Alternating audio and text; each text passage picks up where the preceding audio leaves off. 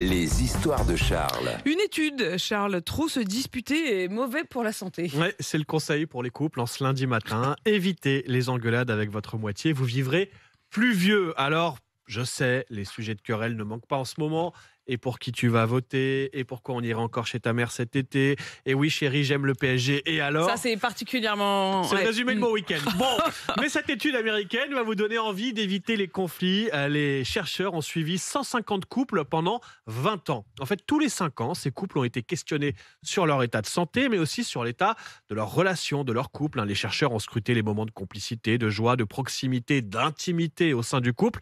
Résultat, moins un couple se dispute, meilleur c'est pour la santé des deux conjoints. Les conjoints qui se disputent peu voient leur santé décliner beaucoup moins vite au fil des décennies. C'est donc le conseil du matin, même si je sais qu'il est assez compliqué Mais à il y a quand appliquer même au une quotidien. ambiguïté. C'est-à-dire, est-ce que se disputer, c'est on refuse le conflit et on digère Ah ouais, boudé. ça, Est-ce c'est que vrai. boudé, Est-ce ça que rentre? voilà, Oui. ou bien, Est-ce que boudé est-ce que et voilà, c'est ça le Je ne truc. sais pas si les chercheurs ont quantifié le Il y a boudage. des gens qui veulent pas se disputer, mais qui sont pas très heureux non plus.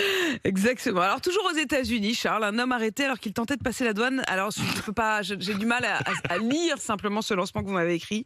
Ça va bien se passer. Allez. Il tentait de passer, attention avec cette phrase, de passer la douane avec des dizaines de serpents et de lézards dans son pantalon. Oui, un homme d'une trentaine d'années, intercepté à la frontière avec le Mexique, du côté de San Diego. Les douaniers ont découvert au total 52 animaux dissimulés sur lui. Alors, on ne sait pas si c'est un mouvement suspect sous ses vêtements qui a attiré l'attention des douaniers. Lors de la fouille, ils ont découvert en tout 9 serpents et 43 lézards cornus qu'il avait cachés sous sa veste, dans les poches de son pantalon, mais aussi au niveau de son entrejambe, nous disent les douaniers. Alors évidemment, ce trafic de contrebande va lui valoir de la prison ferme. Et pour la petite histoire, j'ai vérifié, sachez que tous les animaux se portent bien après. Les animaux se portent bien, mais l'homme... L'homme aussi est intact, a priori. Ok. Voilà, il fonctionne bien. Vous avez déniché l'accessoire indispensable, Charles, de cette campagne Oui, présidentielle. je sais que Manu est très cravate, mais là j'ai des chaussettes. Les chaussettes à l'effigie des candidats. Ça se passe chez Chaussettes et compagnie, c'est dans le Nord. Et il est désormais possible d'acheter des chaussettes à l'effigie des candidats à cette élection présidentielle.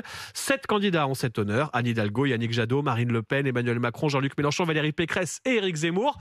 Bon, à l'origine, il y avait 8 paires proposées, mais les chaussettes Christiane Taubira ont finalement été retirées de la course au dernier moment. Alors oui, c'est une démarche commerciale, même si la marque insiste. Les chaussettes, c'est comme le vote, c'est utile. Allez voter, dit la marque, mais c'est quand même 13 € la paire. Ce serait intéressant de savoir lesquels sont le plus vendus. C'est une forme de sondage, au fond. Bien sûr. Bah oui, Le mais je sondage pense par la que- chaussette. Oui, il Vous va n'y avez pas falloir pensé attendre jusqu'à le présent. premier tour. On verra le résultat du scrutin chez Chaussettes et compagnie.